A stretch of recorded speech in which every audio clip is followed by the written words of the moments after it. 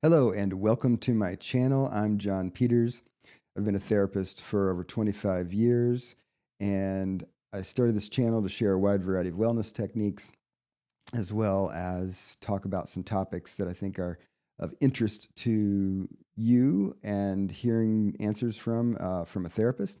So in this episode, I'm going to talk about the question of, can you ask personal questions? Is it all right to ask personal questions of your therapist, right?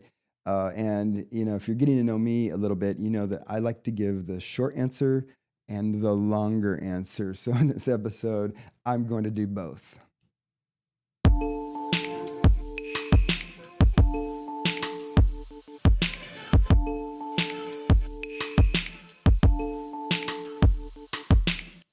Okay, so in this episode, I'm going to talk about, is it okay to ask personal questions of your therapist in therapy, right? So the short answer is yes. And why is that true? Because we therapists are generally in an accepting, respectful mode, and we're not wanting you as the patient to have to sit there being scared about what you might say to us or what you might ask. However, when we therapists are deciding how to respond to a personal question, there are multiple factors that come to bear on how we surf that particular type of moment, right? So let me explain a little bit about that. And I think that'll help you understand the types of responses you get in therapy.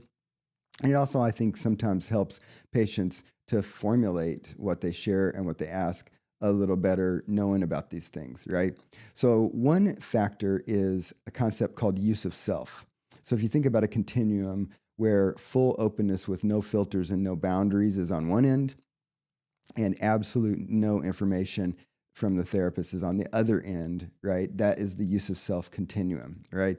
And obviously, we don't really want to be full open with no boundaries because that would raise some risks and issues related to therapy, which will make more sense as I talk about the other factors. But basically, the therapy is not about the therapist, and the therapist ought to be thinking carefully about how much of themselves they use. However, on the opposite end, some people might find that unsatisfying too. So, like for example, traditional Freudian psychoanalysis had the person lying on the couch, eyes closed, therapist sitting behind them, so they can't even see them if the patient's eyes were open. The therapist is just nodding or saying every once in a while, and there's just nothing coming from the therapist. The therapist in no way indicates that they're a real person with any unique characteristics or any unique contribution other than to just sit there and say, tell me more, right? That's zero use of self, right?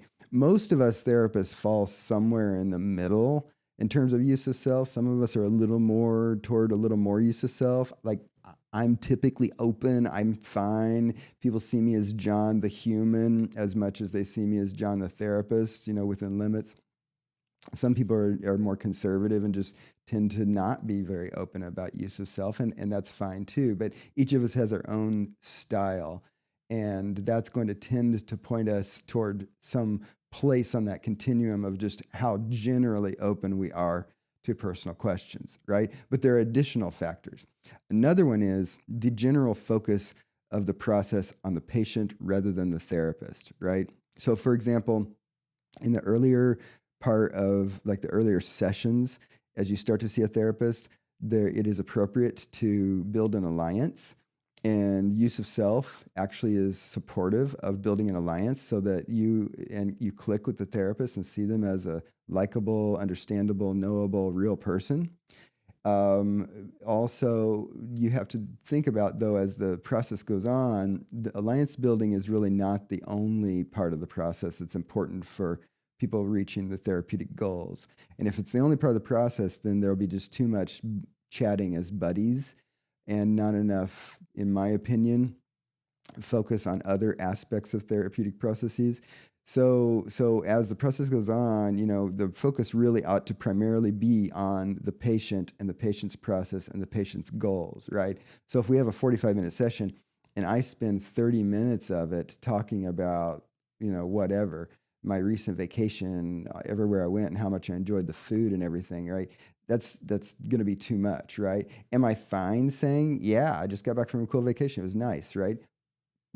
Short, concise as part of the process, that's fine. But again, if it veers off into a lot of focus on the therapist, where that focus doesn't really have any relevance to the patient's process and needs and goals, then that's too much focus on the therapist, right? Now, another reason that a therapist might be careful and very measured in how they respond to a personal question is that sometimes the personal question points towards something else that ought to be clarified in order to be helpful to the therapeutic process.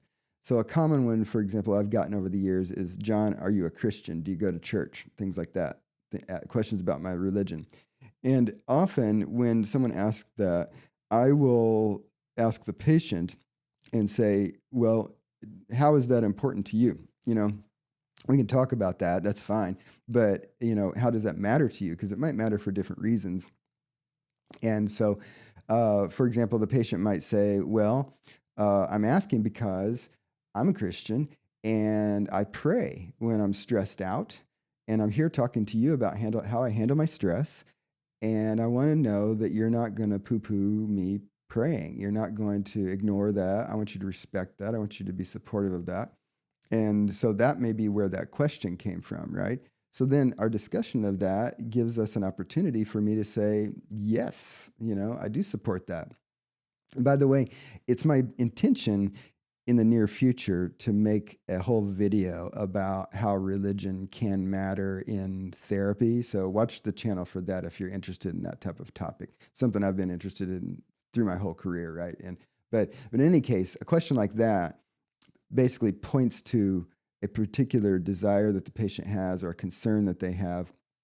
And so the therapist really, again, isn't wanting to just simply answer the question, simply just say, "Oh yeah, sure," or "No," But in unpacking the reason for the question, then you get at something that appropriately is focused on and helps the process be more of what it needs to be to provide the service, right? And then a related one, but this is different from that too, is whether the answer to the question is going to serve the process or hinder it. So, kind of a similar but related question that can come up is, someone might ask a therapist who they voted for in a recent election or bring up politics. And, unless it's obvious to the therapist that some aspect of that discussion is going to be supportive to the therapeutic process, the therapist is likely to kind of steer that in a different direction. Because, again, if the therapy session either gets into just a big, long debate about politics or discussion of politics, or if it potentially results in a conflict and a sense of lack of fit, because if someone says, I voted for candidate A, and the therapist says, well, I voted for candidate B, therefore, you're stupid or you're wrong, you don't really want to get into that type of conflict. And so sometimes the more closed type of response is an effort to avoid that pitfall. Now, obviously, things like religion, things like politics matter, so, like during the pandemic and after, especially, there's some aspects of politics that have been so prominent in the news and so personally troubling for people. And, like I've had multiple members of families come and say, there's conflict in my family over politics. It's not that we therapists are unwilling to talk about those topics, but only to the extent that it's relevant to why we are serving the patient, not to veer off into, let's just rant about politics for 45 minutes and then I charge you for a therapy hour, right? So anyway, so those are some things to help you understand as a patient why fundamentally, yeah, it's fine for you to say anything and to ask anything in therapy. But because of the ways that we therapists are wanting to support the therapeutic process and not hinder it, we are going to tend to be careful in how we respond to personal questions. So don't take it personally if it seems like your therapist is being very careful and measured and maybe more closed than you expected or wanted. to a question. But again, it's not any big egregious sin to ask a personal question, and we're tracking those things that I just mentioned. We don't expect that the patient is tracking all those in the same ways. So again, if you end up asking something personal that we don't think is good to share, it's fine, right? Move on. It's totally fine. So anyway, I hope this video was helpful. And if you find this content helpful, feel very free to hit the like button below. If you like the channel, feel free to subscribe. My intention in general is to try to release, 3 to 4 videos at least every week on these types of topics. So check back because I'm going to be having some new content coming out this week again, right? So thanks for joining me, and I'll see you in a future video.